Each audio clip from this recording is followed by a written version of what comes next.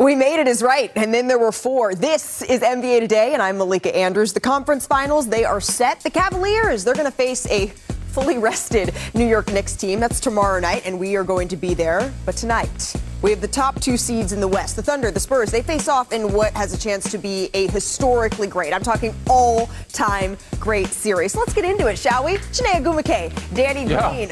My friends, let's start out East. Why not? That's our series here on ESPN and ABC. And Chiney, when you're looking at the biggest question in this series, what is that? I think they can do it. Can the New York Knicks actually deliver? Wow. Not just coming out of the Eastern Conference, winning the finals, but more so, can they win it all? This is the hottest team in basketball. We've never seen a 10-game stretch where they're outscoring their opponents by bonkers numbers like this. So I'm excited to see if the Knicks can keep it rolling all the way to the top. And it does. I know Jalen Brunson is on the screen right here, but it does feel like Karl Anthony Towns is the single player that we're all going to keep an eye on. More on that in just a bit. But Danny, we know there is so much excitement about this Western Conference Finals. The biggest question here is what?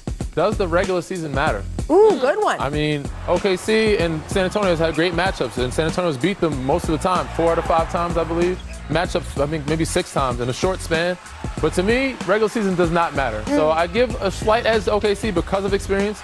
But this Spurs team is hungry, and they could definitely get it done in 6 games if they play like they play. Does the regular season matter? Interesting. You know what I think the regular season tells us, Chiney? What does it? It tells us that the Spurs are capable. It doesn't necessarily mean they will, but that the San Antonio Spurs are capable. And to Danny's point, the Spurs, they are the only team with a winning record against the Thunder this season. They won 4 out of those 5 meetings, right? San Antonio, they won both home games against Oklahoma City. They did win at that neutral site, the game in Las Vegas for the Cup semifinal, right? And then the Christmas Day game in Oklahoma City, but I know that was months ago. I think all of us could use a little refresher here. So let's go back, Chiney, to mid-December. It was San Antonio, OKC in the NBA Cup semifinals. This is when De'Aaron Fox, Devin Vassell, Stephon Castle, Victor, who came off the bench, combined to score 89 points. They'll need to have that type of production against the #1 defense and the #1 squad in OKC. And they barely eke this one out. The final score 111-109. So then San Antonio, they would lose the NBA Cup final 10 days later. But when they welcomed OKC into town, this was another dominant performance from San Antonio. Despite a quiet night from Wemby, he only had 12 points. It was Keldon Johnson, the 6th man of the year. Yeah, he dropped 25 on top of 24 from Steph Castle, a 20-point win. So make it 2 for San Antonio in 10 days. And that brings us to Christmas Day. In just 26 minutes, Wemby was excellent. 19 points, 11 rebounds. The Spurs picked up their second double-digit win over OKC. Here's J-Dub when he was talking about Wemby and his impact after this game. There's this guy on their team that's 7'5" and takes up a lot of space on the court. You don't lose to a team 3 times in a row in a short span without them being better than you. So we have to get better.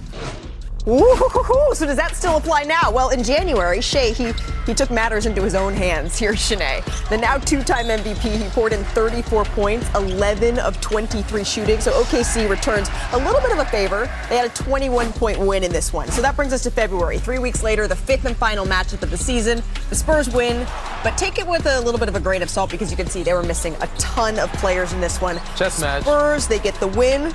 They finished 4-1 against the defending champs. So to your point, Danny, the question is, does any of that matter now in the Western Conference Finals? Here's what the odds makers say, right? The Thunder, they are the -260 favorites. The Spurs, they have +210 odds. So actually not a huge difference here, according to DraftKings Sportsbook, but a difference maker could be the health of this series. So let's say hello to our senior insider, Shams Charania, who joins us fresh off brunch. Shams, big news in Oklahoma City ahead of tonight's matchup against the Spurs. What update do you have on J-Dub here?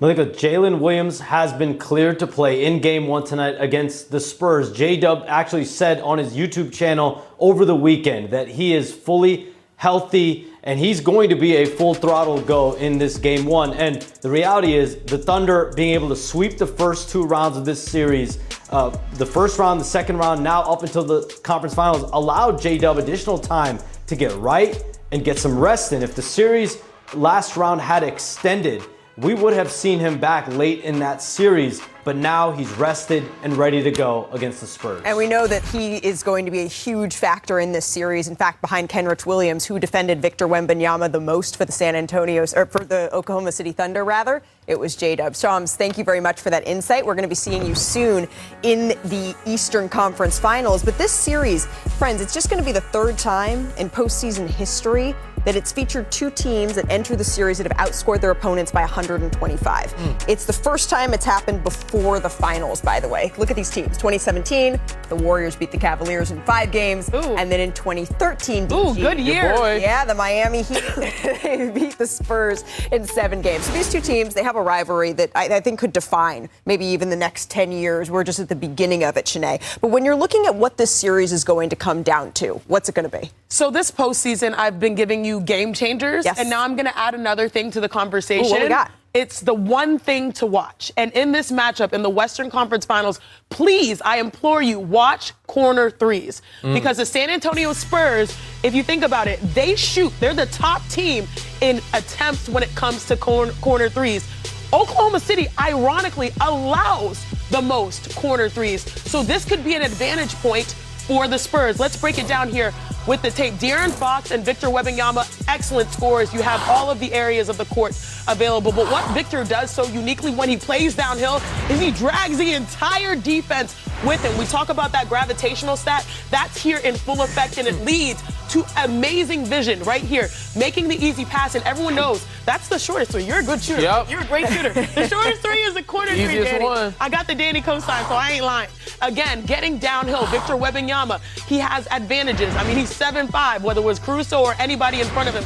He's going to attack the rim, and that leads to easy finds on the outside. So if San Antonio is looking for a path for success, it's identifying those shooters in the corner when Victor occupies. But it all hinges on him playing inside and out. Right. Not outside and in. And so oftentimes we're looking at, all right, it's Chet versus Victor Wembanyama, because Wendy does it better than anyone. Talk about going back to their days as teenagers playing against each other. Yeah. They don't actually match up one-on-one all that often here, Danny, but still you have your eye on the two of them. Why? I do. I mean, because they have history. And it's going to be interesting to see what Mark Daigneault does with the matchups. Isaiah Hartenstein, is he going to put him on Castle, or is he going to have him guard Wemby and then Chet be the backside? But this matchup, it goes back to they're like 15 years old. They really don't like each other. They're so competitive.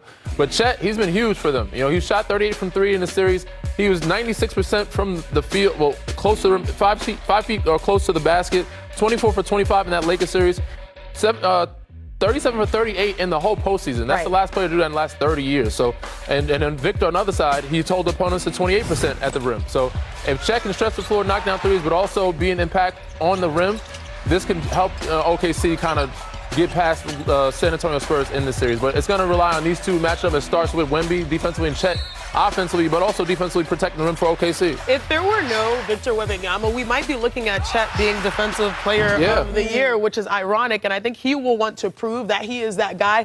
And let's be real, he's coming off of his best playoff series ever, Chet Holmgren, and so he's going to be feeling confident. I know the J-Dub factor is important, but like he's been that number 2 guy. Yeah. Now he just can't play passive; he has to dictate. But I don't know how you do that with Victor Wembanyama. I mean, there's another guy that I could say is a number 2. AJ Mitchell has really emerged. You know, they have a lot of guys, Casey Wallace, Alex Caruso, Jad McCain off the bench. But AJ Mitchell, the resurgence of him has been a delight for OKC, especially with J-Dub being out. Now, how to integrate those two together is going to be interesting.